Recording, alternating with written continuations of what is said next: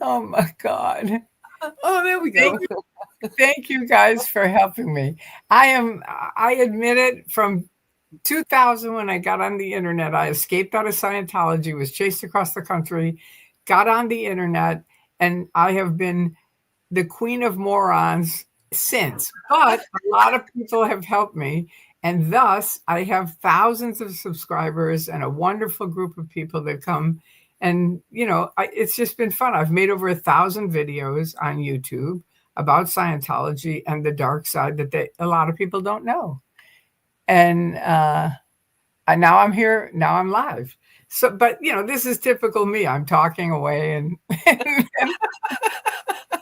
Cheryl, my guest, and my two moderators pointed out, you're not live yet. But that's part of my life, is that I am kind of a semi, I have good things I'm really good at, but I have things I'm not good at. And my view, since I was a little kid, is you have to be able to laugh at yourself. My mother, we used to call her Lucille because she was like Lucille Ball. She was funny as shit. Oh, But she really? was super capable, just like Lucille Ball. She was super able and very competent, but very funny. And so Yeah. we call her Lucille all the time because she'd do goofy stuff and we'd all laugh. And she was okay with everyone laughing at her. So I kind of grew up with that, like, okay, I'm a moron. All right, that's all right. Right. It's okay to be a little self-deprecating every now and then. Yeah, because if you're perfect, then you have to be perfect all the time. Well, then you're in a cult, usually. Hey, JB808, thanks for coming on. And hi, Dylan. And Cricket, thank you. So this is my guest, Feral Cheryl, the infamous one and only Feral Cheryl. And we're going to find out more about her in a little bit. I'm just waiting for a few more people to pop on, and then we'll start in. But in the meantime, just so you know, for anybody that's lurking, I was in Scientology for 30 years and escaped out. I woke up in 2000, escaped out, was chased across the country. The Tampa police got me out of the Tampa airport.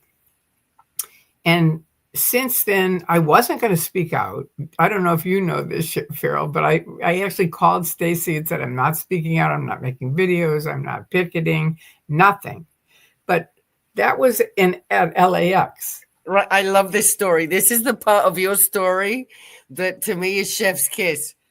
I know. Sorry, go ahead. I know. At LAX, I was a Scientologist, and I was not going to speak out. I was going to leave under the radar, be a good little girl. Everything would have been copacetic. Nobody would have known anything.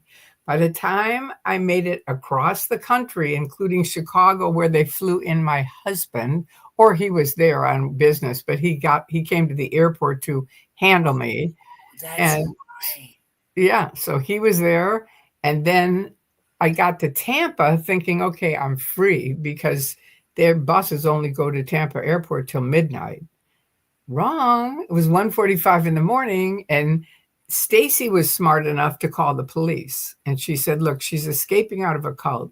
We need police here. So as I'm walking out thinking I'm free, there's nothing else, bam, here's the whole mob of Scientologists over here.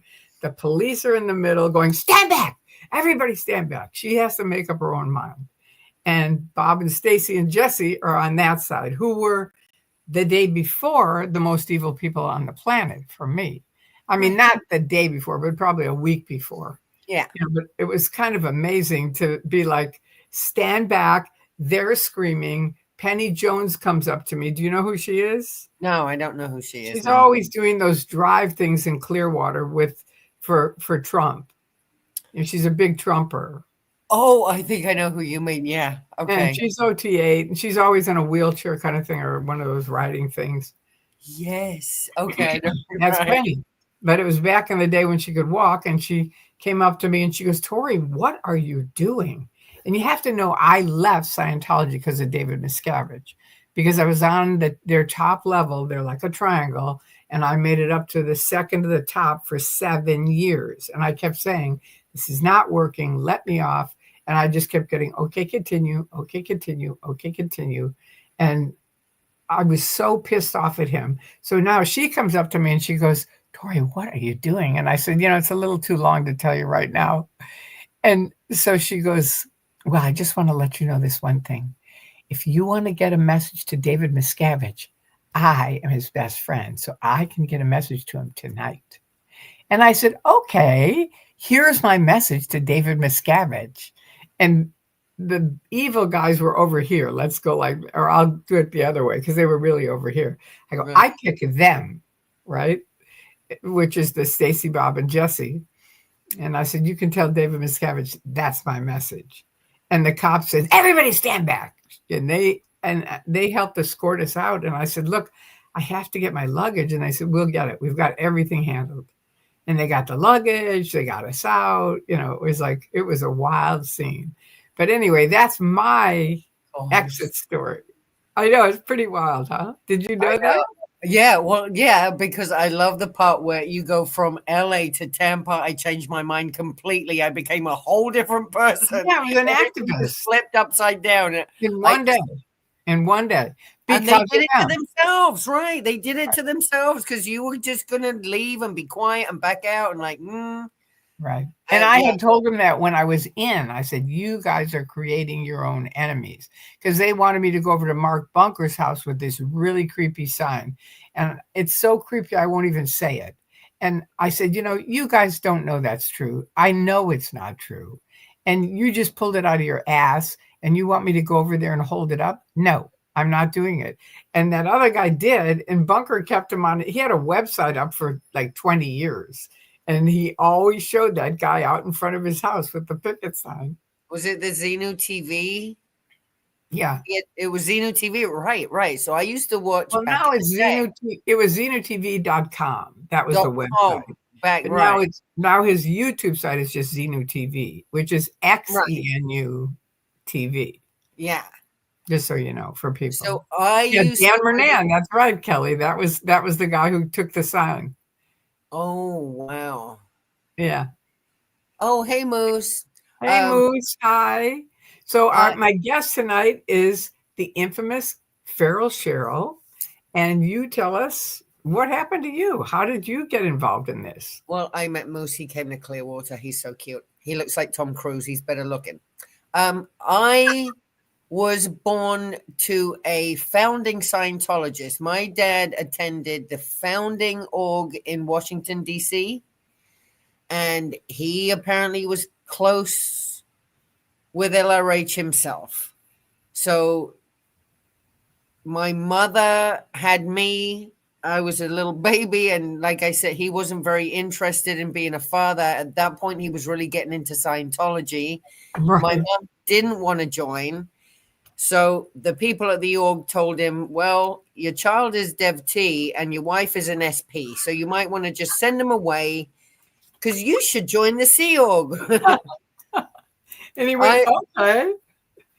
So in 67, he joined the Sea Org. He got rid of us in 66. He joined the Sea Org in 67. And off he went on the ship. And he doesn't speak very well of Hannah Eltringham. And she just seems like a lovely lady. All the videos. She's very I would love to meet her and talk to her because I'm pretty sure she has to remember my dad. He has not a nice word to say about her. Yeah, I'm not going to repeat what he said, she said. It's very rude. But she just seems so lovely anyway. So that's why I couldn't believe half of what he told me anyway, because he said she wasn't nice and I knew she was. Right. Anyway, so I was born to him. He got rid of us, sent my mum and I back to England. My dad was Scottish. My mum was from London. They met in London. He sent me and my mum back to England. So that's where I grew up, in London and then in Valencia, Spain for a couple of years. Wow. Which is funny because my dad at one point when I bumped one of the summers I spent time with him, he goes, oh, you know, honey, I came to Valencia to look for you. And I'm like, wow, he knows where I lived in Valencia. Wow, that's so cool. That's where he joined the Sea Org ship. He came to Valencia and then found out that's where we were living in Valencia, Spain, and gave me this story "Oh, I came looking for you. Weren't looking for me. You came to join the ship and run around." And he left me a handwritten account of him being on the ship with LRH. A lot of the stories I've heard, like Janice Gillum Grady tell about being on the Apollo, where they were trying to unboard LRH's car onto the dock, and they had it chained up wrong and it fell right into the water. My dad was there at that time. So Wow. there's stories that coincide, stories that he told me, and then that I've been hearing over the years from other people. I'm like, oh my gosh, that's what he was doing while he wasn't being my dad. Yeah. Now, the unfortunate thing is, though, he made that choice as a father to just dump me. And we went back to England to live a not very good life. And we went to live with my mom's sister, and her husband was a PDF. So I grew up in a house with a man. Yeah. It wasn't great. None Now, of us. were you born in England?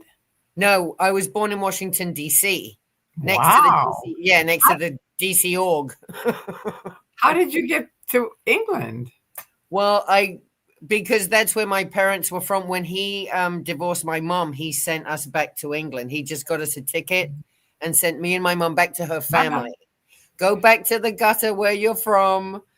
And he didn't really do anything else. He remarried this younger woman, and he ran off to be a little Sea Org sailor instead of being a father, which was really annoying.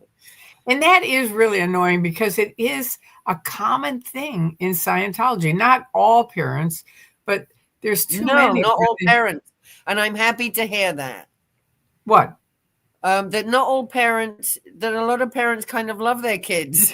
A lot of Scientology parents love their kids. We really had a good time, but we were public, and I always try to remind people of that because it is night and day difference. Right.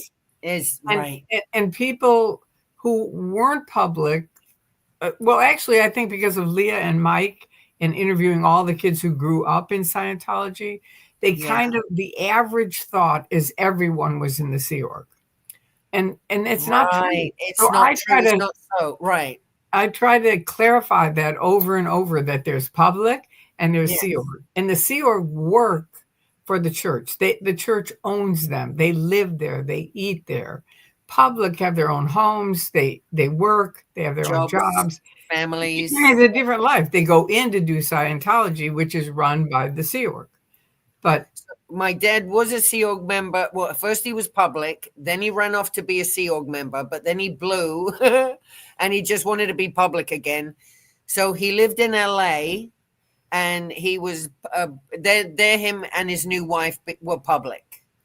And so then he went all the way up to OT7. He never did OT8 because at the time he and I might have been on 7 together. See, that's what I'm wondering. Do you remember a grumpy Scotsman? Very grumpy Scottish man? I do. That would have been my dad. If it was, he's one of my favorite characters. I always tell this story. If it's the same guy, he was an older man, and he was on OT7, and you had to go through all the security to get into the room. And he was outside smoking, which they didn't like. And so I went out. He didn't have any friends. So I went out to see him, and I said, "Hey, how you doing?" And he goes, "Well," and he's smoking a cigarette. He goes like this. Let's just say this. You can't teach an old dog new tricks. And I knew what he meant. It's like, fuck them. You know what I mean? I'm going to do what I'm going to do, and I don't care whether they like it or not. And I don't know if that's your dad or not, but it was really... See, that was very much my dad. Like, he was very much a Scientologist, but he was also very much, he wanted things the way he wanted them. Yeah, that was this guy. Okay, then that must have been him. I wouldn't be surprised. Now, and then he also did the L's. And that's where I think the L's took him over the edge. once he did the L's, he lived in a different dimension than the rest of us. But the L's, just so everyone knows, because Scientology promotes the L's as the greatest thing on earth. They are the most expensive thing in Scientology, aside from IAS, where they can milk you for millions. But it's very, very expensive. And I met with the original L's auditors after I left. One of my friends had a reunion of a lot of the top SEAL guys. And the L's auditors were there. Now, I was interested in it because when I was on 7, ready to do 7, I was ordered to do all 3 L's and OT7. And I had to do OT4, 5, 6, and on to 7. And I said, look, I don't have that much money. I don't. I have a certain amount of money, and I can't do both. And they said, you have to do both. So I went and interviewed all kinds of people who'd done both. And every one of them, every single OT7 said, do the bridge, forget the L's. Really? Just so you know. So now when I meet these L's auditors, these were the original L's auditors. And they said, it is a bunch of shit. That's all there is to it.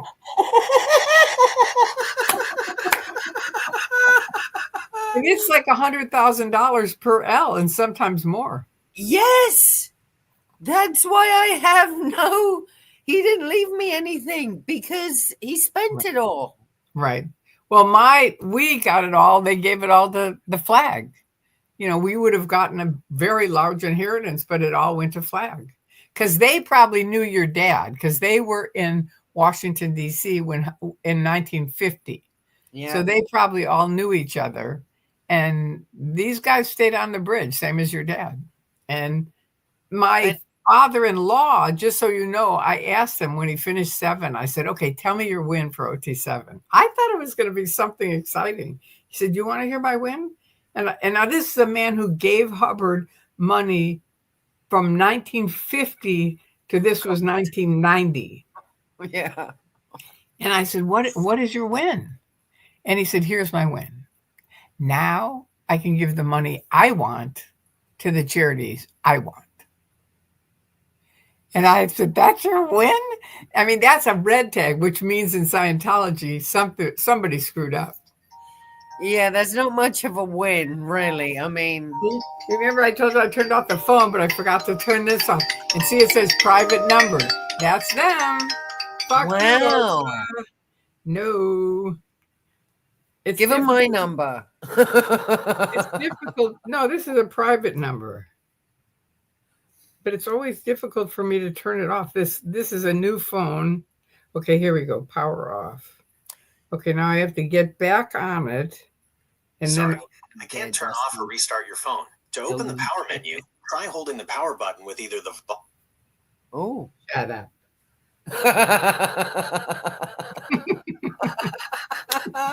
But it's a little bit of demonstration for... I just turned it off.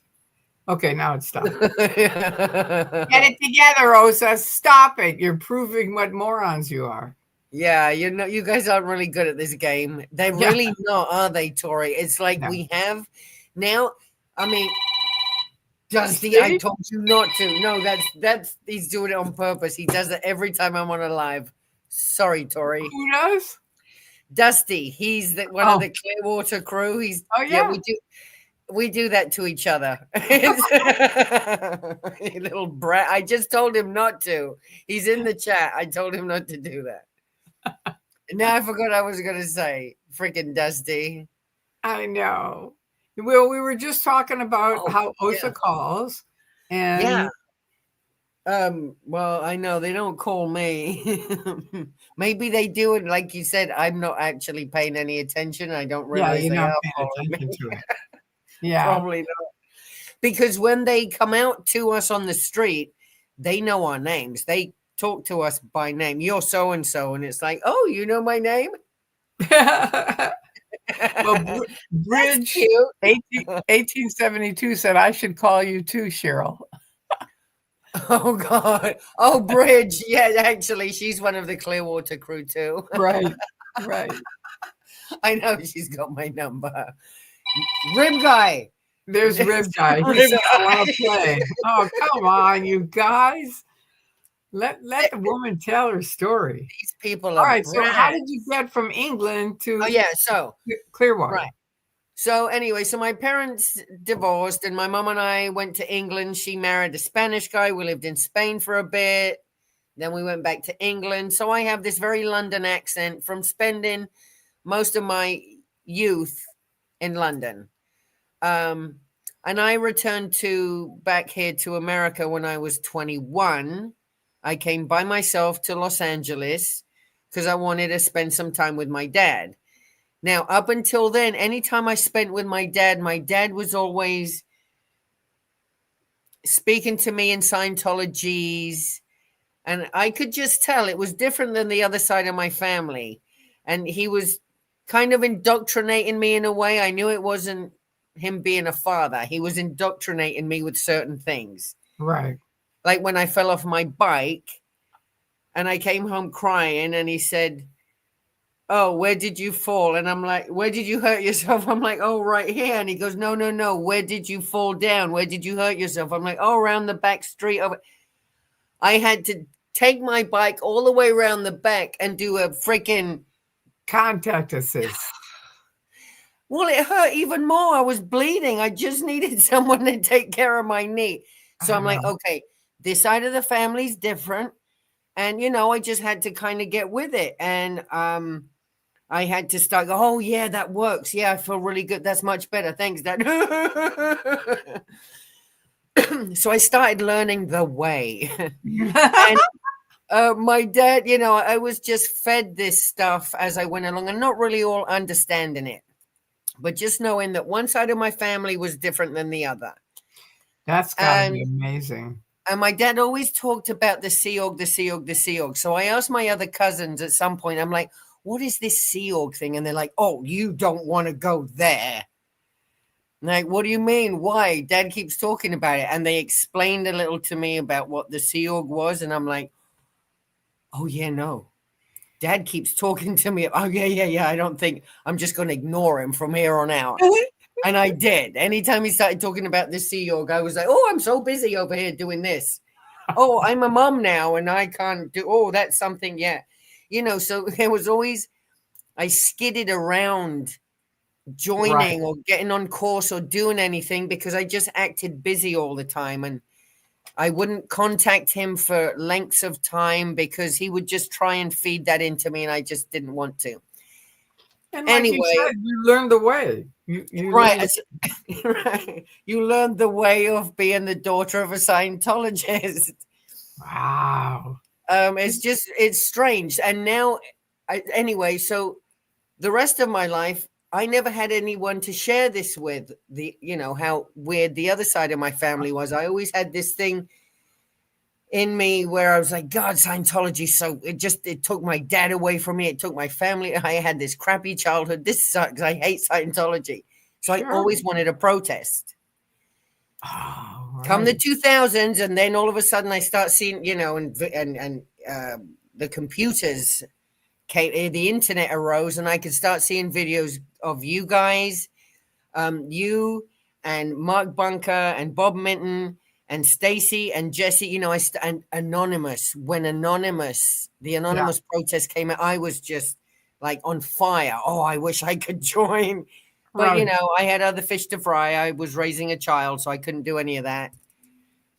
And I just always wanted to protest. I've protested a lot of other stuff. I've been an activist in lots of other things in life.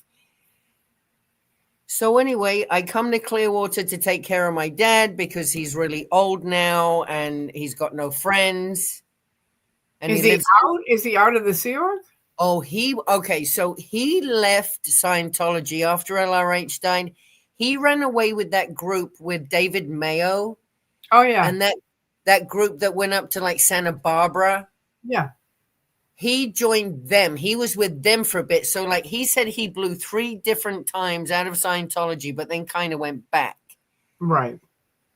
He didn't like Miscavige. He was one of those. He loved Scientology, hated Miscavige. He wanted Miscavige down. That's all.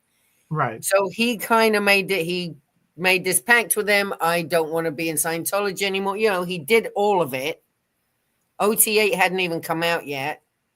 And he said, just leave me alone. I won't bother you if you don't bother me. Now, every now and then he was still in it somehow. My cousin Kim was in it. My aunt was in it. My other cousins were in it. So they were all kind of still in it, but out until my cousin Kim got declared here at the sandcastle.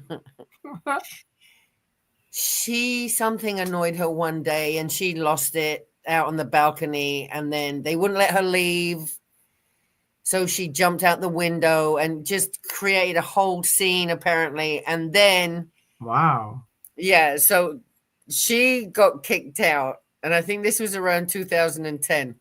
My dad called me up, and I lived in California, and he's all, your damn cousin Kim, she got me in trouble. I'm like, why? What'd she do? She got declared. I'm like, what? What do you mean? She was Miss Perfect. Well, what do you mean she got declared? She got declared, so they called me in. I had to go in and set them straight, you know, because my dad was superior to everyone, and he set them straight at flag. Anyway, so that's my story. I've been attached to it. Oh, when I got here to take care of my dad 5 years ago, day 3 of being here, hey, honey, have you thought of joining the Sea Org? I'm like, oh my God, you're 93. You're almost in the grave and you're still doing this. Like, if it hasn't happened by now, Dad, I don't think it's going to happen. No. I don't think it's going to happen. No. I don't think so. So that's my story. I've always swerved, but it's always been part of my life. And I feel it's been like an anchor. But now the anchor's lifted because all of a sudden, just as my dad passes away, Aaron texts me, hey, do you want to go protesting? I'm like, oh, let's go. When? Now? Okay, yeah, let me put my shoes on. I mean, I couldn't wait to get out there and protest. Right. And I just needed someone to get me going. I just needed that first time, because it's scary. It's Scientology, and we know how weird they've always been with everyone. And I went out, and that was it. I got the bug for it, and haven't stopped, and it's going to be 2 years now. But yeah, like I said, it's come up on 2 years that we've been doing this. On 2 years? Yeah, it should be. Yeah, It's coming up on 2 years. It's been so much fun, though. Yeah. Yeah, you guys cousin are Kim. Sorry, Bridge. Where is cousin Kim today? Cousin Kim died from bowel cancer because she never went to the doctor. She went to Dr. Minkoff instead. And thought she had Lyme disease and other things. Oh, and so she's dead? Oh, yeah. She died 5 years ago at Christmas. She was only in her 60s. And that's another weird thing that is very common in Scientology. Just how you answered it. It's like, oh, yeah, they're dead. You know, it's just sort of like my brother was part of helping me wake up. And one time he called me. He's been traveling around the world his whole life. Just kind of trekking. And he called me and he said, how you doing? And I said, I'm okay. One of my good friends died. And he said, I've got to ask you this question. You and I are less than a year apart. And every time I talk to you, another one of your best friends has died. It's all he said. He didn't say anything else. He just planted that seed. But that's why I say it's so important to plant seeds.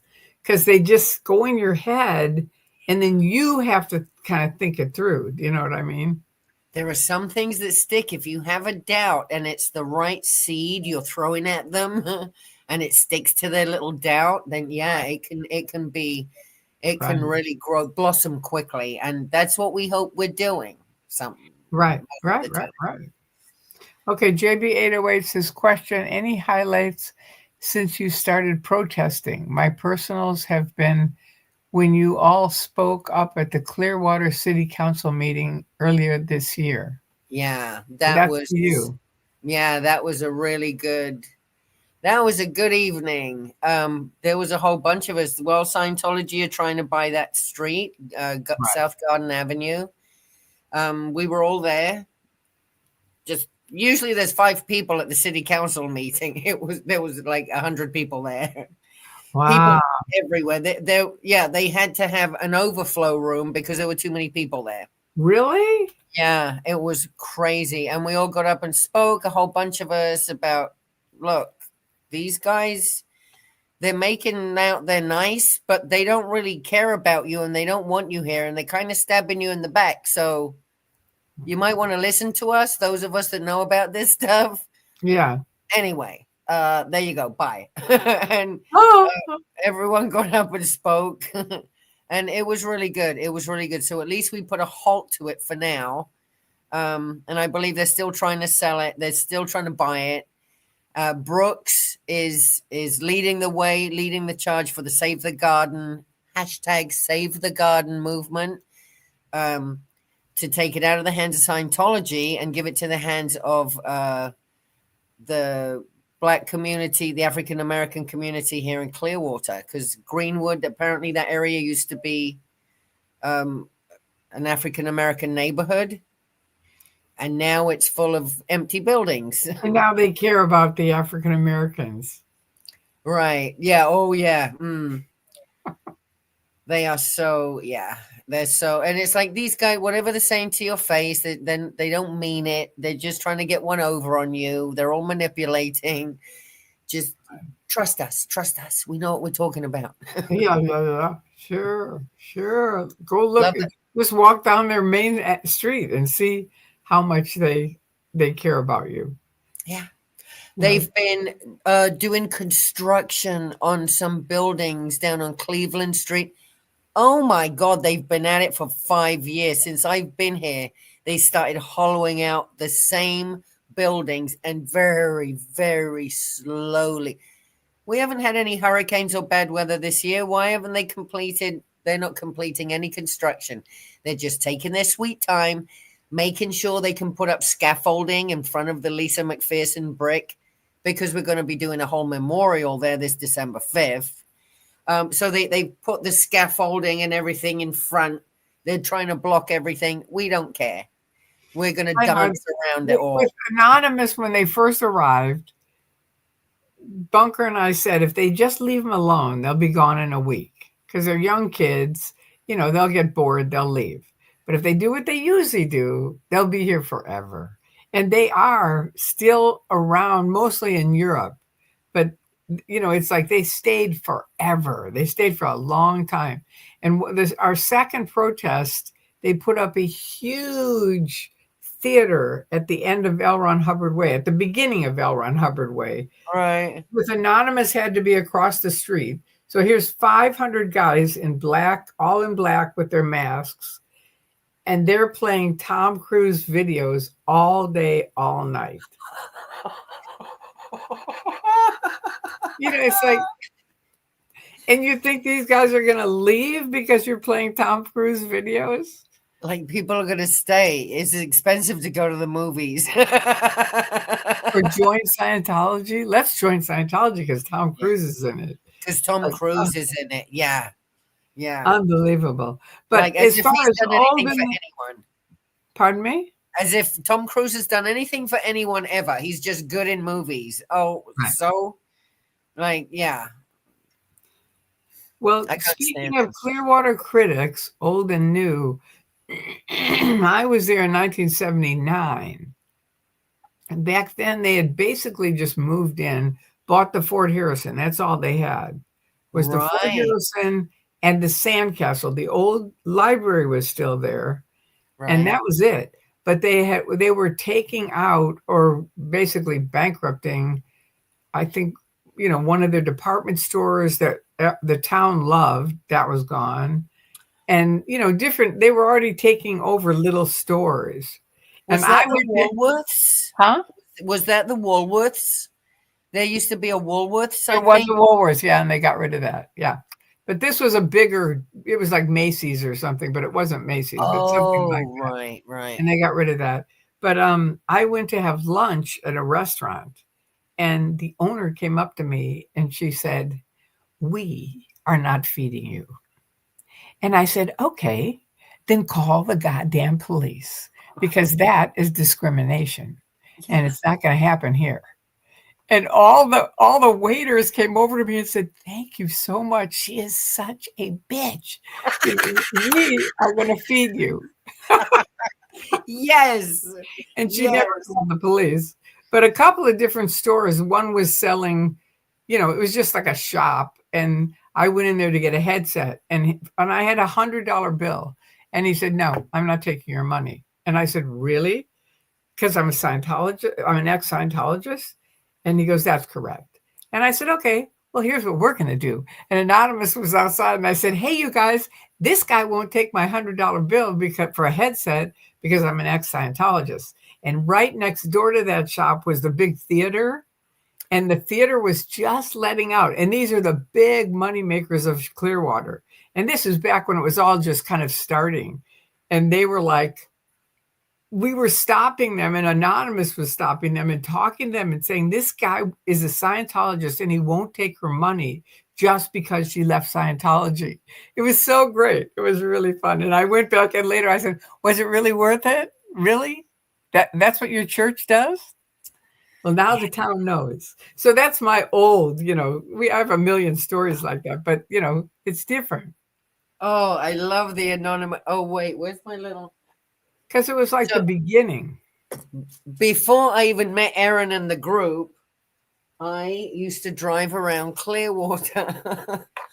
Anytime I drove, to go past through to the doctors up near the hospital and stuff, Right. I would put this on because I knew they had cameras everywhere. I'd have this in the car, and I'd get this ready and pop it on.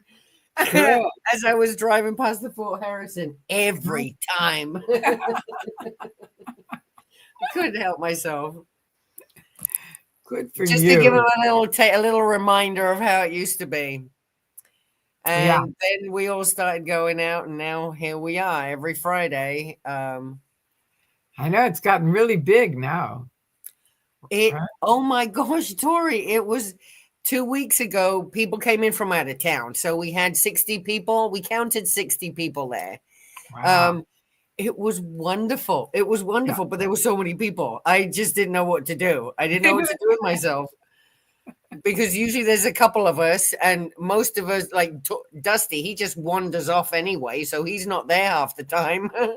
And then Aaron wanders off, and it's just a couple of us girls left there with signs. But it was wonderful, Tori. We've really grown a whole really, really excellent group of people. Yeah, you could see it. We have a lot of fun. And I know where it was great. See, Bridge 1872, she pops up every now and then. Right. She lives in the area? Yeah, she lives a bit. She doesn't live close, but she lives a couple hours away. So every now and then Bridge drives up. And Sarasota Jerry, too. He lives in Sarasota. So he drives up every now and then. I know we need to be on every corner. I know that's what we need to do. We all kind of gather together for some reason, but we need to spread out and be on every corner. I really want to do that. We will. I think at the next big one, we will. But yeah, my view is any protest is a good protest. It's like there isn't a thing where it really will make a difference one way or the other. It's like the minute you walk up, they're like, "Fuck, they're here," And we used to with Anonymous, because Anonymous would always post on the internet where they were going to be, when they were going to be there, what time, what place, right? So of course they had stuff set up for it. So I started flash picketing in 2008, and that's where I met Dylan or Drew, who's the friend that I protest with a lot. But he'd never been in. But he loved the idea of flash picketing. And he said, "Well, what is that?" And I said, "We'll just go somewhere else where they don't know we're going to come." And we would just show up, and, it'd be like 10 of us. We'd get like 4, 5, 6, 10 of us. And we'd show up, at author services, or if they were going to be at the complex, we'd be at Celebrity Center. You know what I mean? Or whatever. We went to different places, but it really freaked them out because they were so prepared for where Anonymous was, but they were not prepared for the flash pickets. Right. Yeah. It was fun. here in Clearwater, especially, there are so many different buildings we can protest or picket in front of, because it's not just the Fort Harrison or Sandcastle. We haven't really done the Sandcastle. I don't like bothering them too much. Those people are in there 7-8 hours a day talking to themselves. I don't want to bother them. I feel really bad for them. They're in their robe. They're smelly. They haven't taken a shower yet. They've hardly eaten. They're just scanning the room and scanning for everything. And I just feel so bad. We haven't really done a lot of picketing. And there isn't much of a good area where you can stop at the Sandcastle without being really obnoxious to people at the park. I remember being inside the Sandcastle once, and one of my friends from Australia was going like this. She was just totally freaked out. And I said, I think her name was Adrian. And I said, Adrian, what's going on? And she just couldn't even talk. She just kept saying, like, look out the door. And I finally went over and looked out the door, and there was the KKK. That whole park was filled with the KKK in their white sheets and their pointed hats. Oh I mean, it was unbelievable. It was just unbelievable to me that the cops were protecting them because it's free speech. And I was just like, are you serious? Oh, Florida. It was like, oh my God. I had never seen the KKK in live, and it was very freaky. And I mean, for her in Australia, she was like, you only see it in the movies, and it's like, well, I'm the same. That's all I've ever seen. Thinking, poor lady, she must have been quite freaked out. I feel bad for her. She couldn't talk. She was just like, don't look. See, people at the Sandcastle are in that kind of. They can't even talk at that point, so I don't like bothering them. The ones going to graduation, I'll bother those. The ones going to graduation. I don't agree with you. I think you could go down the sidewalk, and you should have signs saying, if it's not working, you're not alone. See, just that's a good sign. If it's not working, you're not alone. Ooh, right. Okay. Because Erica and I like to write in chalk a lot around where the Sea Org members walk. Your doubts are valid. That's but that's a good one. Wait, sorry. But the signs are good because they can see them in the auditing rooms. The chalk they can't see, but the signs they can see from the auditing rooms. Oh, thank you for that. Did you hear me about the signs? Yes. That was the other thing. They have a thing in Scientology called out in, which is too hard to explain. But anyway, it's sort of like you get slammed inside yourself, and your int went out. And so they put in these new fancy windows where you're there and it's daylight and everything's nice and you're in session, blah, blah, blah. And all of a sudden, and the windows all go gray. Because as soon as the sun is going down, they snap, and all the windows go gray. So nobody can see in, and you can't see out. And so I would always go, my in went out. I'm going to use it when my light bulbs go out. That's, ooh. I think I've heard that one said before. Oh my goodness. So tell us some more about your favorite things of protesting. Well, I do like when we do theme nights, like especially here in Florida.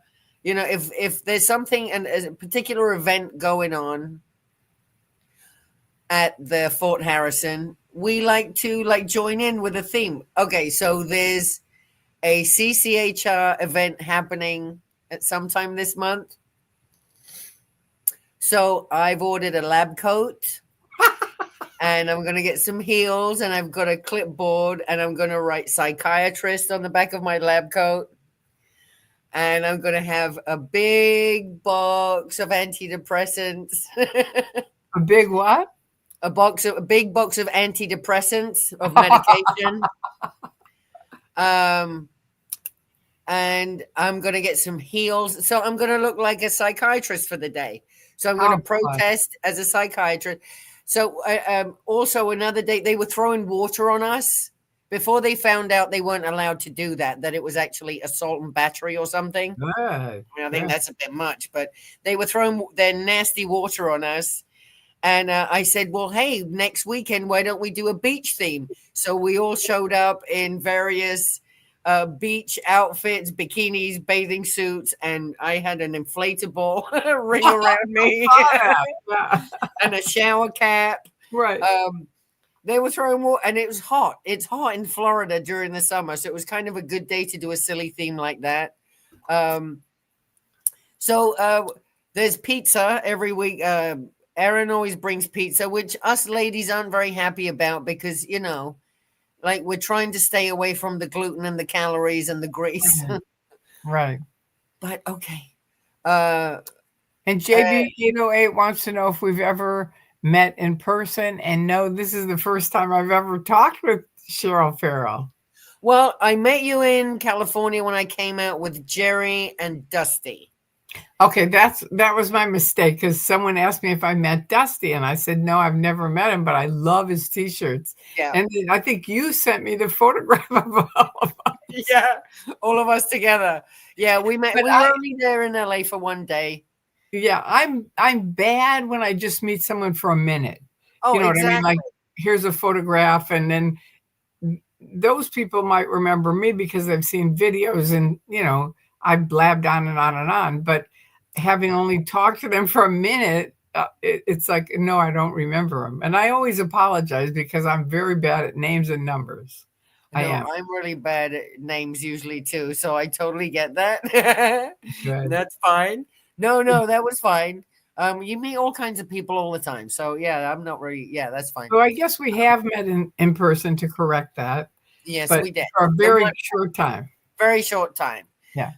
Because we'd been running around L. Ron Hubbard all day, and it was hot, and we were kind of leaving.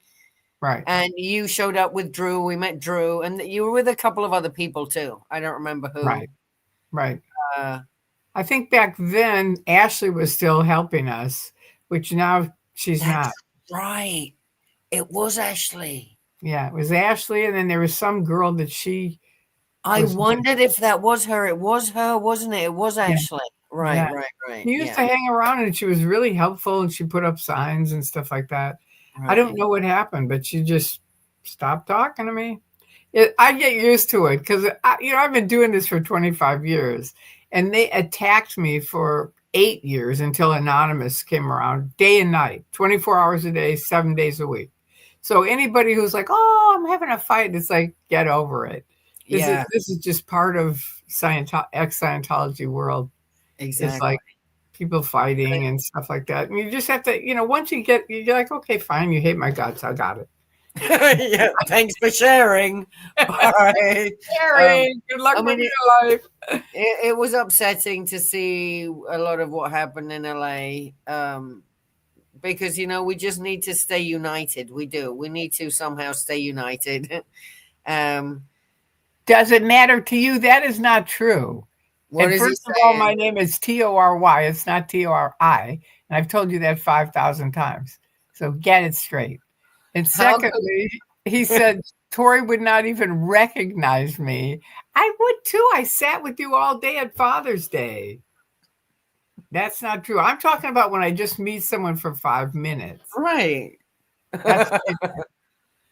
It was Ashley and Griselda? Was it? Yeah, that's who it was. Yeah, Ashley and Griselda. I always forget her name because it's a very unusual name, Griselda. Yeah. Oh, wow. And both of them, they never come out when we're out. Yeah, see, Ashley, she seems to be that kind of person. She looks out for people, doesn't she? She seems to be a carer kind of person. Then she moved over with the other gang. Yeah. And they kind of separated, but she didn't come back. I don't know what happened. I left her a message, but she didn't call me back. Really? No. Yeah, so I get used to people going, "Oh, we're not talking to Tori anymore." But Tori, if they only knew, it really upsets me because you're like the OG. Seriously. And I it's hear not, you. we don't need any kings and queens in a movement. We don't need that. But I'm just saying, we should put some respect on your name. Thank you. Seriously. Well, actually, Jay sent me this. See, now I want one of those. I know. Oh, Tori, that's a nice one too. That's got big diamonds in the middle. I know. Oh, Snazzy, huh? Yeah. I know. I It's used really. to have a little one. Huh? I used to have a little one. No, I need a big tiara now. I need Yeah, a you like need a full big one. tiara. I've like stepped into my full tiara era. Yeah, I think. exactly. Exactly. So it's time. Yeah, no, Tori is the OG. If anyone knows anything about the history of protesting, picketing Scientology, it's Tori right here. So yeah. And it just upsets me when these young people, like young people will come by and we're like, oh yeah, well, John Travolta drives by and they're like, who's John Travolta? Like, what do you mean you don't know who what are you doing here? Leave. I helped train John Travolta. Really? Yeah, in 1970, in the early 70s, right before he got Welcome Back Kotter. So he's come up to me when I was in and given me a hug, and he came up to me when I was out and gave me a hug. Really? Yeah. See, everyone says how nice he is. He is. He really Everyone is. says how nice he is. Yeah, he's genuinely a truly good guy. He is. Oh, I know. And he's driven by, and I made him wave at me, Tori. I know. His car was stopped, and I ran up to him, and I gave him a very uptone. And he looked out and you could tell he didn't want to, but he did one of these. It was kind of cute. We haven't get a seen chance. Tell him Tori and Spanky say hi. Oh, I know both of those names he'll know, especially Spanky. She was in Going Clear with him, right? She wasn't she like his assistant and not really an assistant, but they were. She was close with him. He gave her $5,000 when she escaped out. He sent over to the hotel. I mean, she didn't say I'm leaving Scientology. Her story's so great. Well, the one with the baby, right? When she went over to the nursery and saw the state the baby was in, and she said, "I'm out of here." Is that because I know the last thing was her going to get her baby and getting in a car and just booking it. The baby was sick, and she had to get the baby to a doctor. And so she told them, I have to take this baby to the doctor. And so I have someone that's going to pick me up, which was a journalist. And so she called her up and she said, I need you to come in the front and just open the door and pick me up. And, they're watching you all the time. So she couldn't say anything more. So then she walked out in front. She put the baby in the car. And then she stepped back because the guards were there to get her. And she stepped back and then she just dove in the car and she said, run! And the lady floored the car and they drove off and she took her to a hotel. And that's where John Travolta sent her a bunch of money. Wow. But I asked her when I got out, I said, did you ever let that woman know what happened? And she said, I haven't. And I said, well, it's time. So she took her out to lunch and told her. It was really cool. Oh, wow. That is really cool. Oh. Yeah. Amazing though, huh? Amazing. Yeah, I will shout out Spanky's name next time he drives by. Yeah, Spanky and Tori. Yes. And yes, Tori and Spanky say hi. Yeah. He's been zipping by real fast, though. Every time he sees us, like, oh, no.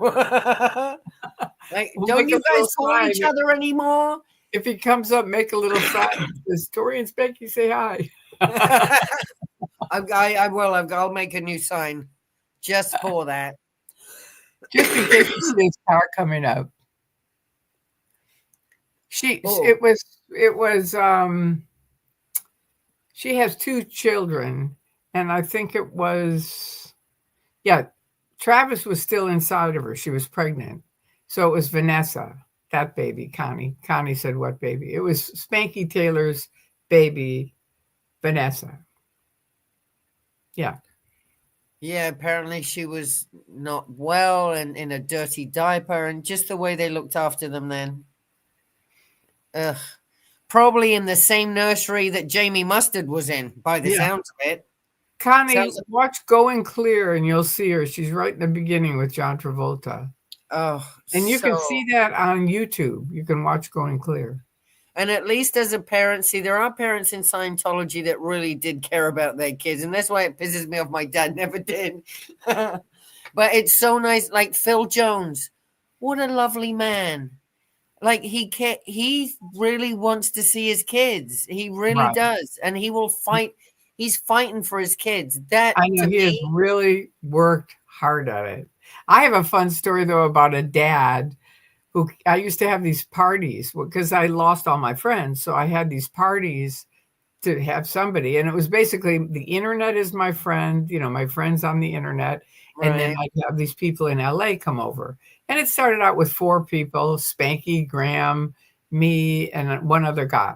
And then it kind of built from there, and it ended up probably 25, 30 people. People used to fly in, authors would fly in to interview because there were a lot of executives and stuff that ended up coming, right? Right. So this one dad was a big, tall guy. And he said, yeah, my daughter's in the Sea Org. And I said, well, what are you doing about it? And he said, nothing. I want to be the good guy when she comes out. And I said, well, here's the bad news on that. She's not coming out. And he looked kind of shocked that I would say that. And I said, I don't mean to offend you, but you've got to do something because people don't leave the Sea Org, just like walk out on their own very often. I mean, this was way the early beginning of the internet also. So people didn't have as much information. Right. So I said, you've got to start doing something. He said, like what? And I said, bring her flowers, bring her candy. I don't care what you do, but do something to go and see your daughter and just say, I want to see my daughter. I want to give her these flowers. And so he started doing it every other week. He'd go, I want to see my daughter. Here's her flowers. And he'd bring big bouquets of flowers and they'd go, get out. And they'd throw him out. Right. So that was bad PR. And soon after that, they stopped doing that, and they brought a PR person to come talk to him. And this guy really knew religion versus cults, and he could sit and talk to them. Ooh. And they didn't like that at all either. No. So now they kicked the daughter out of the Sea Org because she was upsetting. That's how you do it. Yeah, she was upsetting so many people, or he was upsetting so many Sea Org guys. They kicked her out. And so once she was out of the Sea Org, she said, I'm done. She left. That was it. That is, oh my God, that's how you do it. That's how you get family members kicked out. You keep bothering them with love, with human emotion. And it's like, what are they going to do? I mean, this guy won't leave us alone without love. Take your love. Hilarious. Isn't it? Like when Erin had Joy Villa on his show, and she was talking about when she was still in, that she got pulled into a room and sec checked because we were talking about her or something. Us, the protesters that had nothing to do with her whatsoever, she got in trouble for it. So I can see how we must be affecting someone. So that's always been a thing. It's what? Funny. There's always someone annoying them. I just think now that they don't have the same powers that they used to have. Do you believe that? Where before they would take pictures of people and intimidate and take videos.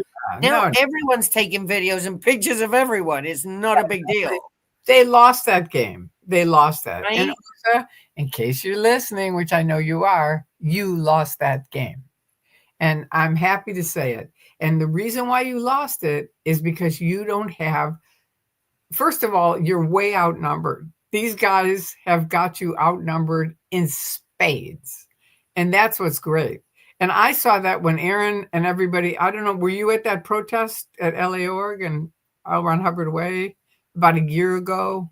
No, I wasn't at A lot that of one. people No. flew in. Liz Gale was Yes. here. Oh, right. Yeah, no, I wasn't at that one. Right. Everyone else was. That Yeah. was where I realized these live streamers have got it on top of them. You know Right. why? Because Drew and I would always walk around protesting, and they would do all kinds of stuff to try to get us to go away, right? And have you ever seen Field of Dreams? Yes.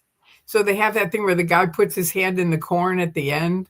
You know, they say, Yeah. you can come with us. And he puts the hand in the corn to test it out. So they would say, this is the line. You cannot come across this line or we're calling the police. So I would always put my foot, just my toes, just over the line, like the Field of Dreams kind of thing. And I would just keep doing it, right?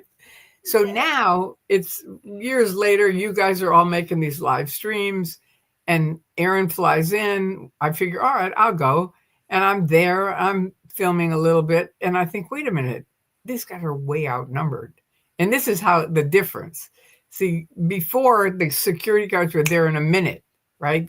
Get off our property. Yes. So now I walk down the L. Ron Hubbard driveway and nothing happens. And there's 10 guys with cameras on them. And each camera has like 10 to 100,000 people watching, right? So finally a security guard comes out and he goes, and I sat down on one of their walls and he said, you can't sit here. And I said, I'm a 72-year-old woman and I'm going to sit here for a couple of minutes and then I'll leave. And he just kept bugging me. So finally I got up and I walked up and I said, I might be old, but I can still kick ass, right? And everybody laughed. But then Drew and I started going to everything that they wouldn't let us sit on. We used to sit on their benches. Get up. You can't sit on our benches. So I sat on the benches. I went and knocked on the doors. You know, I just all kinds of stuff. It was, and it's just so amazing. And now with Audit LA and Will, you know, they've gone into the city council meetings and stuff. Yes. And she said now they can't hassle us anymore because they don't pay a minimum wage. And I thought, well, why not pay a minimum wage? Then they could hassle us.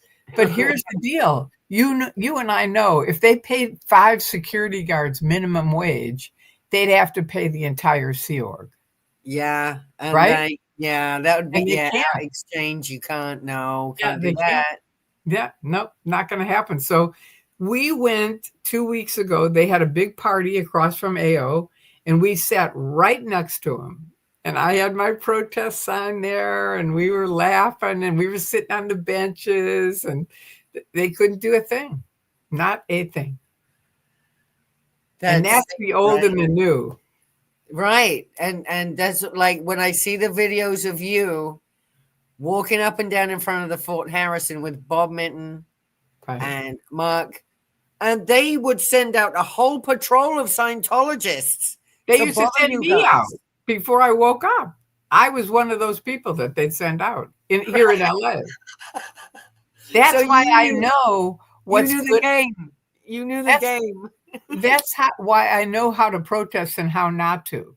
Right. Because I was on the inside, went out and handled them, and then came back in. And they would always say, do you want to be friends with those people? Because they were always screaming at me. And I'd say, not really. And they'd say, exactly. You know, and so it's like, that's why I say screaming isn't really a good way to, because they use it against you. Yeah, that's true. You know what I mean? Yeah. It just gets a bit emotional sometimes. It's not like people inside the building are going to hear it. Even they hear the honks. No, now listen. From me being 10 feet away from the critics, like 50 critics screaming at me, I never heard a word they said. Oh, right. Because you have your own plexiglass that you build up. Yeah. So you don't hear anything. You can scream all you want. Not going to come to me. So if you're in a courtroom and somebody's yelling in, it's like, no. because otherwise it's going to come up. You have to go to ethics and the whole thing. Right. We don't need that. That'll just cost more We money. don't need those stinking ethics. We don't need that. I know. I found like a workbook of ethic. My dad had to go in and do like an ethics thing again. He must have been ethics handled. I found a checkbook stub that where he was still paying Scientology in 2010. He told me he left. And I just found all this stuff. Oh, and then he still had a picture of me and my ex-boyfriend. That really upset me. Wow. He sent it But- to Scientology? No, I don't know why. He still had it in a drawer. I don't know why he didn't just throw that picture away. I'll give him another picture of me. The one picture. Well, he had of maybe, me. maybe he didn't know you would. Right. Parents are funny that way. He was a bit strange. I But used yeah, to, when I first left, I saved every recordaphone message for years because I would always think maybe this is the last time I'll ever hear their voice. but they didn't stop though. Had they kept bothering you? Well, like Bob Minton died. These aren't people. The Scientologists, they're gone. But these were my new friends. But they'd like call me, and I think, what if this is the last time I get to hear their voice? So I started saving all the voicemail for years. Oh, Yeah. oh, that's kind of cute. That's really I- adorable. Oh, I know. It shows Oh. how tender people are, really. well, that's it. That Scientologists act all tough and mighty, and they're all superior, and they're just human beings, soppy, soft, deep, complicated human beings, the same as everyone else, and they're not really clear of anything. The only thing they're clear of is their bank account. And it was towards the end I never used to fight my dad on anything. Like I kind of always went along with whatever he said because it was easier that way. I learned the way. But towards the end, in the later years, I wasn't as easy on him. And I kept asking him questions. So when you were on ship, some he answered, some he would just stare right through me and get really upset. Just ignore me. Just completely ignore me. I'm like, wow, what TR is that? All right, now I've got to answer this because this is the voice down under. Oh, yeah. You have a question. I'm speaking to a 16-year-old whose parents are public Cyanos. They want to escape badly, but are too scared. Can you give any advice on how to support them? They have no family or place to go. Well, first of all, I think Anonymous, isn't that their thing where they'll help people that want to leave? Oh, the aftermath. I mean, the aftermath. Aren't they? The aftermath. If this is this in Australia, T? I don't know. It says Because voice. now, according to what's the age of emancipation? I know in England it's 16. So is it the same in Australia? Because to Scientologists, they're not really children, so they can be going anywhere and living anywhere and be moving around anywhere. But she's talking about her parents. It's a No. 16-year-old whose parents are public and want to escape, but are too scared. Oh, the parents want to escape, not the kid. Yeah. Oh, Yeah. see, I got that wrong. Oh, I think you could talk to the aftermath. contact the aftermath, right? Yeah. Because the aftermath, that's what they do. They help people in get out. London. Well, there's two. I won't just She say said it's that. in London. She said Yeah. it's in London. A voice down under said it's in Oh, London. then Alex. Maybe Alex. I'm in touch with Apostate Alex. Yeah, Apostate Alex. He's on Facebook and YouTube, and you can look him up. Oh, the kid wants He's out. friends with the aftermath, isn't it? No, the kid. It's the kid. It's the kid. And that's the problem. For me, it's his age. Yeah. Because as Scientologists, they don't give a shit what his age is. He's, But legally, the kid wants to escape. They're too scared to even make a phone call. Oh, God, because everything's monitored. Exactly. Oh, you did? Okay. See, that's all I can suggest, because this, I guess, falls under legal age limits, maybe. Because I know, like in England, emancipation is at 16, and we can move out of our parents' house without them, and most of us bloody did, because living at home was a nightmare. And this was the normal people. This wasn't the Scientology side. Oh, I know. Yeah, you do. That's great. Okay, good. Okay, well, let's see what. Yeah, that's all I can say at this time. And I would just be worried about his age and being 16. Yeah, give him as much information, and Alex's email too, if you can, and see if he can get in touch with Alex. Because in England, it might be easier to do if it's London because of the age. Yeah. Moved out 3 weeks before my 16th birthday. I moved out Wow. shortly right before my 17th. Yeah. I mean, we all Good. move out. Yeah. In Europe, we don't stay at home long. We move out because our parents are just, it's not great. Yeah. Stay in touch and be a And the shoulder. other thing, Exactly. If a you voice- could do that, that is the most like angelic thing you can do, is just at least be there for him when he, and you know, you've already got enough going on, but still that in itself. Good. Okay. Well, you gave Alex's details. Yeah, Good. all right. That will Okay. do then. Yeah, that's The best you can do. And the other thing I would say is make sure they start reading www.xenu.net. I'll show you. This is the one I'm talking Xenu.net. That's it. about. I used to read the clam bake. What was the clam bake That's thing it. too? This is the same one. It's the Oh, same. that's it. I used Yeah. to read that. Yeah. Was that Andreas's Andreas. website? Right. I remember when that came out. I'm like, oh my God, look at how much information is in here. I know. I stayed up for like 3 days and 3 nights just going through the whole thing. I know. Like, oh my God, this is what it's all about. You know, I was starting to see a different side. It was explaining more. And that's what I'm saying. Like you can do your own education while you're getting through these details and running into people that can help you, is start learning the other side, actual factual information. So that'll help you be stronger and understand what you're doing. You know what I mean? Yeah, absolutely. Yeah. And I tell that to a lot of people, but a lot of people don't do it. They really don't. And you can tell by their questions and stuff. And I wish they would, because it would really help them. And the other thing is another book for a young person to get, I think it's true for everybody, is The 4 Agreements. That's what it's called. I've got a little one of them. I know that one's heavy. When you really, that can be real heavy. But it's really basic, simple. I keep it next to my bed. Basic. And whenever I'm upset, I just open it up. I don't even look where.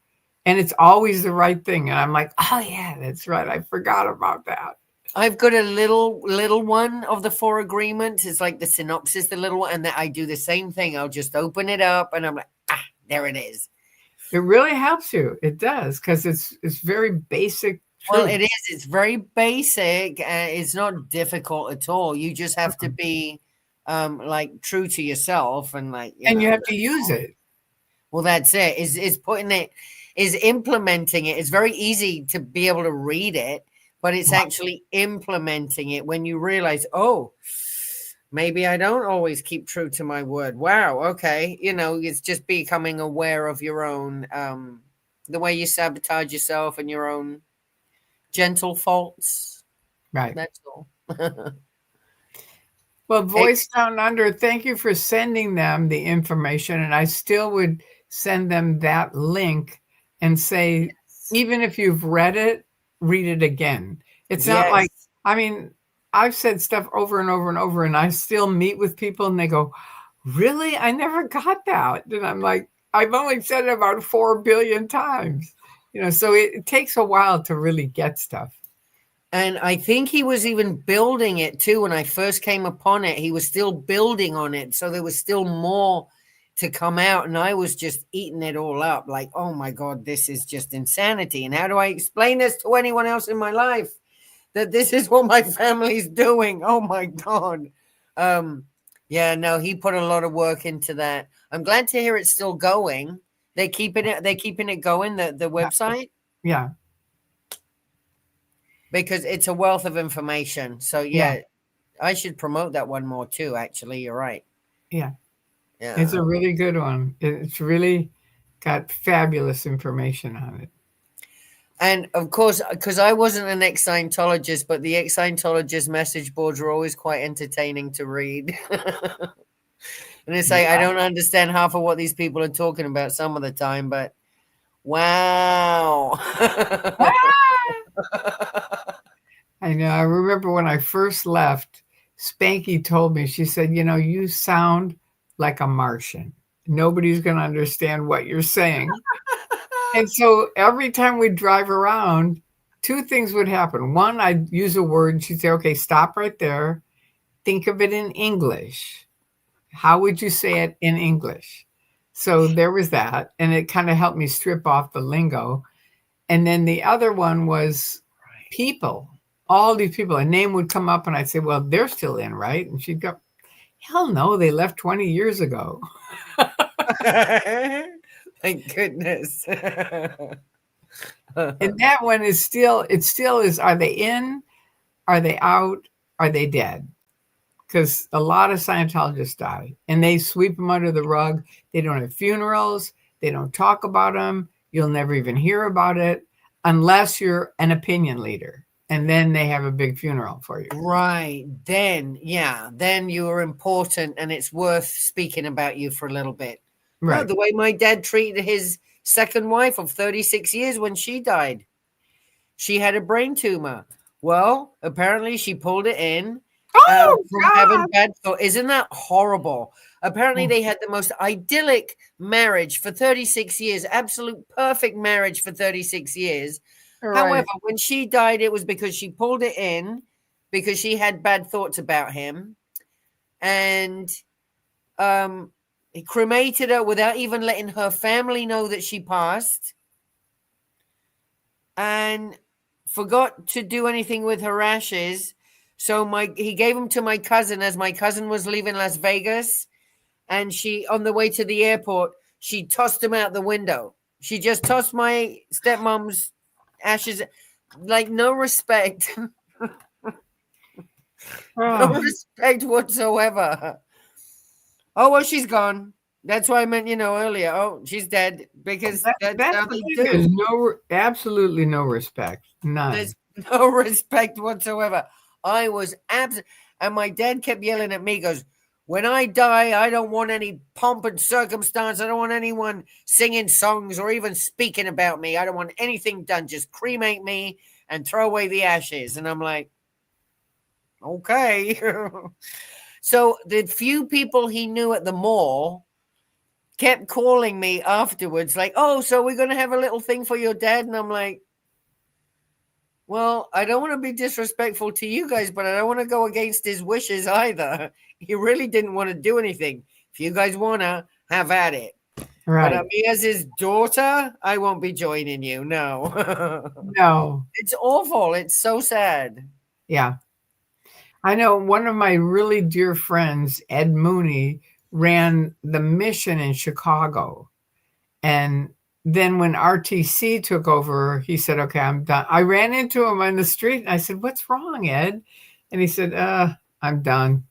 I said, what do you mean you're done? This was after the Mission Holders Conference. I don't know if you ever saw that or heard about it, but it was when Miscavige came in and was just a total prick and made everybody pay money. And we're going to run you all now. You're all part of the church, whereas they used to be their own business. See, this was their own business. And that was really successful. And they all got newer people in because everybody made money. But now, no, it's all under RTC. And we're going to order you how many books you have to sell every day, every week, every month. And he said, I'm done. I'm not doing it. And then he died. He was exercising and he had a aneurysm and he died. And so they had a funeral for him because he was so well known, because he was a mission holder and his wife was an FSM. So at the funeral, this is kind of a funny story. it was at Barry Klein's, who was a big FSM himself. And it was at his house, and he had like a big, long backyard. And so the people were, sitting in chairs. He was at the back of the yard, and there were these big, tall bushes behind him, right? And they had a sign in the front, goodbye, Ed, or thank you, Ed Mooney, or something like that, with a picture of Ed, right? And he was on kind of a little thing that you'd put a painting on or something, just a little easel. thing. Yeah, an easel. So they start in to do the ceremony, which is a bullshit thing anyway. And they started doing it. And these dogs above the bushes in his neighbor's yard just start and Barry's starting some bullshit thing that he's going to say about Ed, and the dogs will not stop. And I'm thinking, that's fucking Ed. He does not want this funeral. And so all of a sudden, his photograph of him flashed. It gets real windy and it blows over and it's on the ground. And Barry says, "Okay, that's it. We're done with the funeral. Everybody say goodbye to Ed." Yes.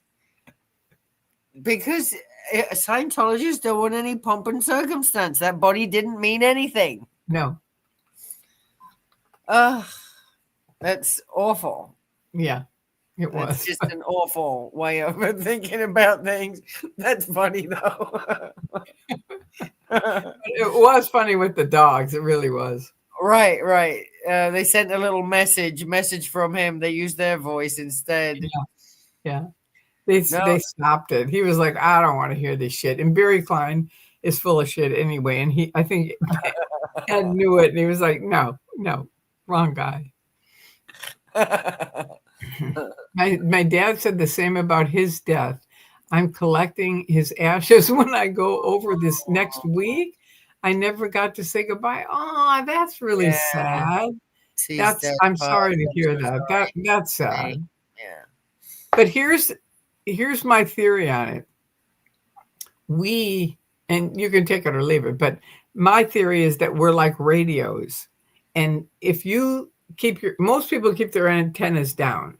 So someone dies and they grieve them and that's it. But if you keep your antennas up, you will be surprised that they come visit. They do. And I have had some amazing conversations with different beings. And I mean, amazing, where I won't get into it, but I really think it's worth it. Try putting your spiritual antennas up and just see if they come. The one time I talked to different beings, I was on a substance. What'd you say? The last time I talked to other beings, I was on a substance that won't let me join the Sea Org.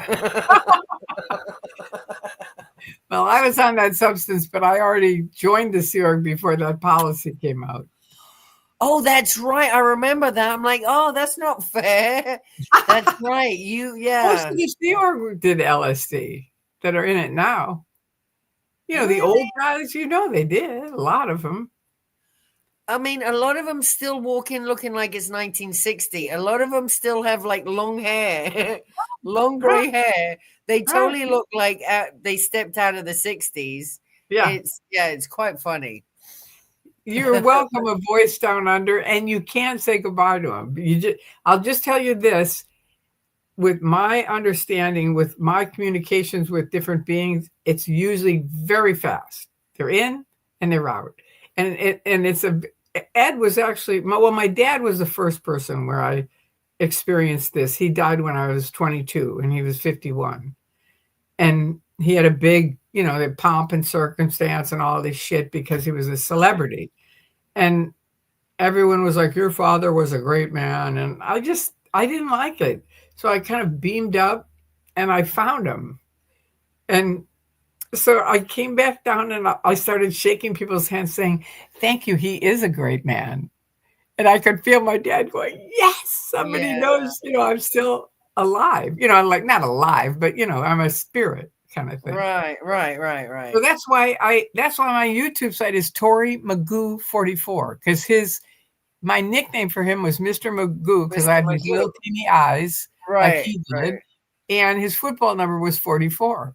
So that's right. It's because of your dad. That's right. Yeah, and he was always, when I first woke up, it was like, well, who am I going to talk to? I was talking to Andreas, but who here can help me? And I kind of plugged into my dad, and I just said, what do you think I should do? And he just said, get out of LA. Get out of LA now. Do it. So I left the next day. That was it. But and I thought, I'm plane ride. I love that plane ride. Yeah, and I'm keeping this guy around. No, that wasn't then. This was when I woke up. It was before the train ride. Before I went on a plane ride. This was probably a week before then, where I was just completely lost. I'd woken up, but what am I going to do? And I said to Andres, I got to talk to somebody. And then in the meantime, I felt my dad, and I thought that. Well, I became a Reiki master in my journey. And my dad said, yeah, witchcraft is good. So I've always had a little bit of but I think it's because my childhood made me an empath. So I've always felt like I've had this, I pierced the veil, I can also talk to the other side, not as much, especially since they left. I won't talk to them. My parents, I'm mad at them. Oh, why? I don't know. I'm still mad. I'm still grieving, Tori. My dad just passed last year, and I'm still finding things, and just things are coming clear to me, and I'm just going through it right now. Right. That's a lot for you to go through.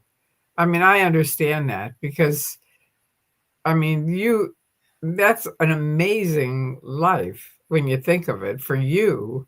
Yeah. No, it wasn't. Yeah. Apart from the bad times. Yeah, but even if they were bad, I mean, look at how great you turned out. Well, and I can speak Spanish. I'm bilingual. And there you go. I grew up in Europe, so I'm a good dancer. And all this good stuff I use for protesting. Oh, and I'm glad we have a lot more Spanish speakers now joining in the protest because there's a lot, they're hitting the Latino community quite hard. So I know that's what made my first video on TikTok go viral. That was it. Really? Because I was trying to get the kids to make a video about young people because they're after young people. Yes. And they're after people who speak two languages, especially Latinos. And nobody would do it.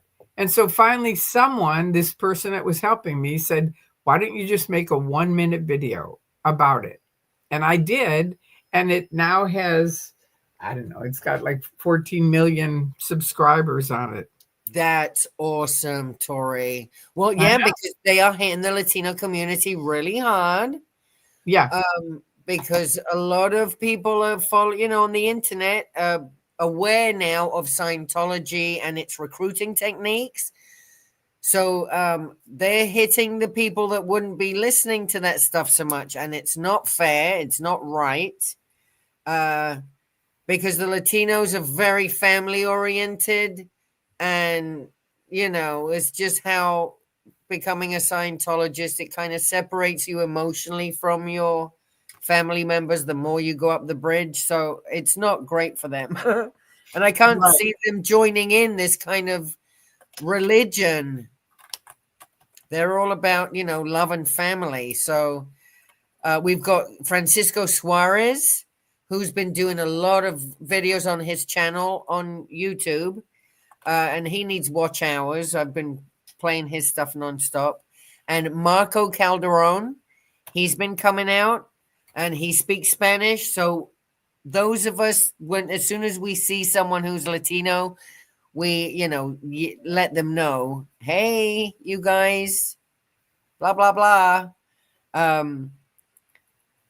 And a lot of the security guards around Flag Latino, so we speak to them in Latino too. Hey, if you ever want to leave, we can help you. And they take off. It's funny. I am always amazed that that they stay. I know, right? But that's what I'm saying. They've got to be in there. Something's keeping them in there. A lot of them have a lot of, because they're family members. It's their family members that's keeping them in. A lot of the young ones that are in are third, fourth generations, and Right. it's hard for people to leave when everyone in their life, everyone that they've grown up with, is in there. They don't want to be out there alone and kind of scared. They think it's scary out there. Right. So hopefully we can let them know it's not that scary out here. Yes, we can help you. Everyone's nice. We have pizza. Right.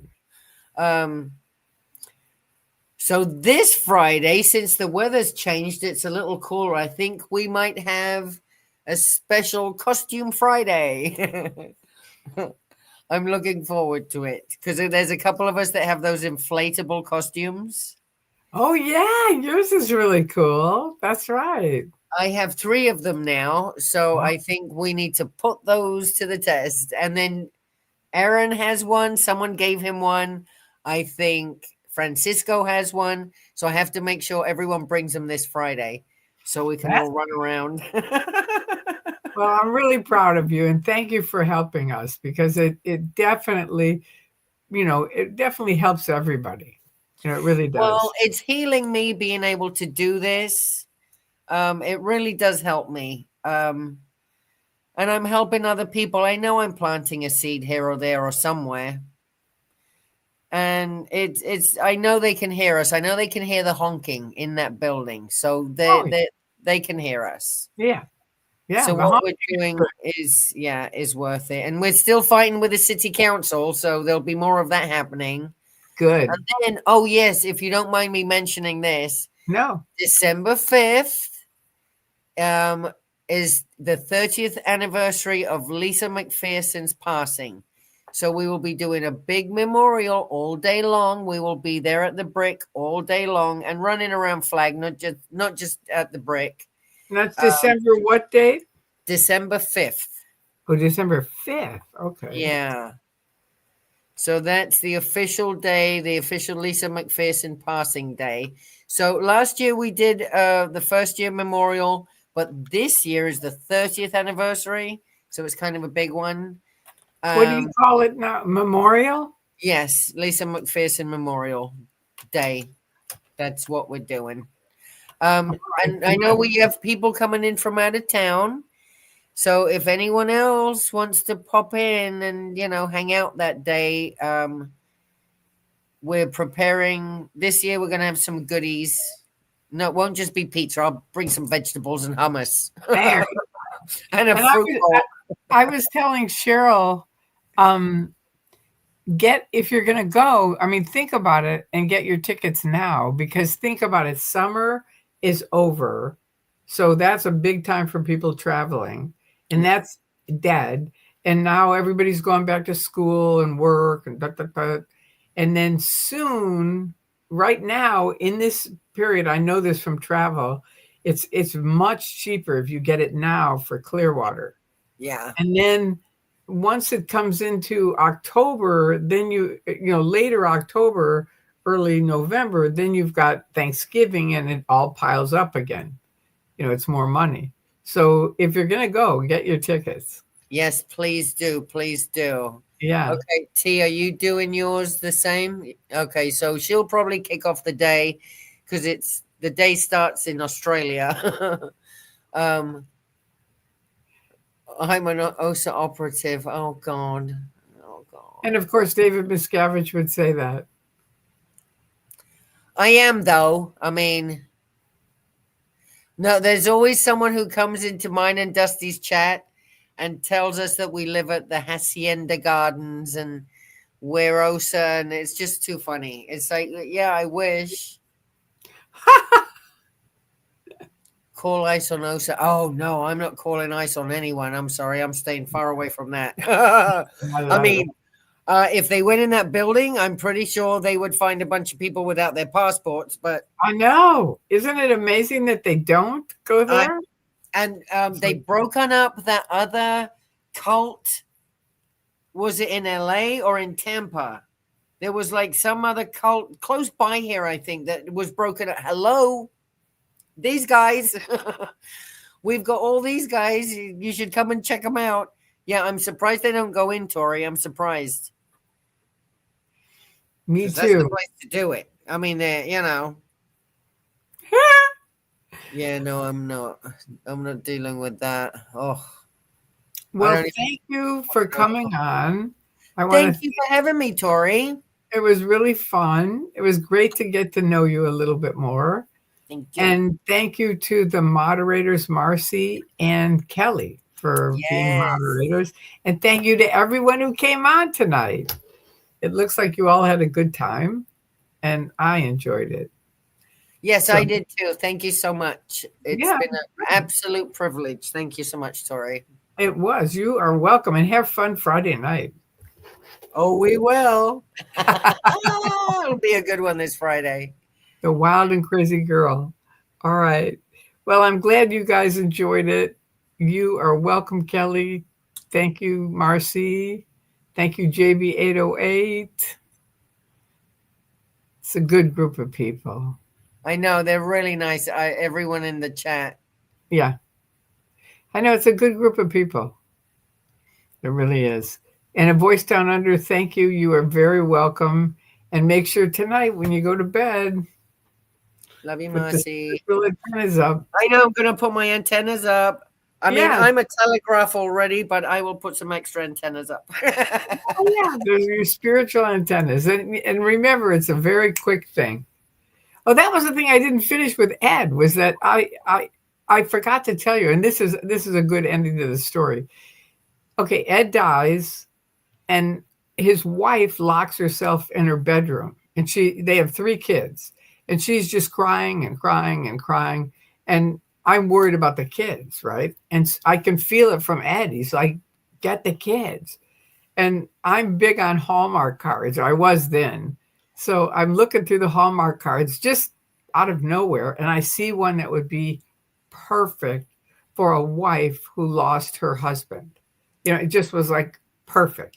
So I bought it, and then at first I was going to get it. I got it out, and then I thought, oh, come on, Tori, you're just dreaming, you're crazy. Put it back. And so I put it back, and I heard this voice say, get the card.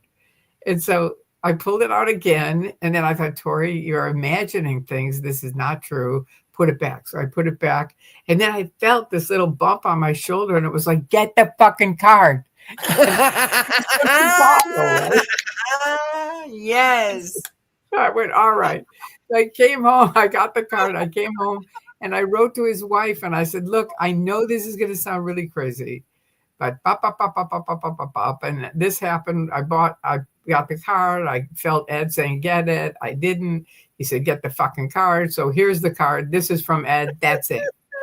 And she wrote me this thank you letter. And she said, that was the first 5 minutes of peace I've had since he died. Oh, Tori, that's so lovely. I have amazing stories of spiritual antennas. So it's We like, should do another one because I've got a couple of stories about the weird. That would be we should do another live about that. and Halloween. Oh, yes. Ooh, we should do spooky antenna stories for Halloween. Right. It was very sweet. It. Very sweet. Isn't that sweet, though? That's the first 5 minutes of peace I've had since he died. That's lovely. And especially because I was like so invalidating it and like, oh, this isn't right. Right, but Spirit told you to get the fucking card, Tori. Get the fucking card. I love it. I love that it came with such clear instruction. I know. I know. I did too. It's what got me to do it. It was like, all right, that's it. That is too funny. All right. Well, I love you guys. Have a wonderful rest of the week. Thank you, Cheryl, for coming on. It was really fun.